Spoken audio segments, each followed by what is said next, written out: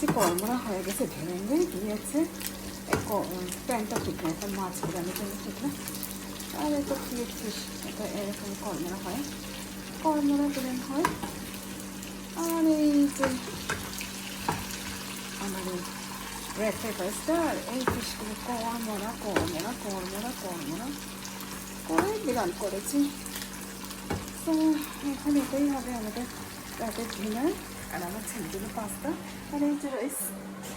তো আজকে আমাদের রাতের ডিনার এটাই, কর্মরা ফিশ আর এই যে রাইস।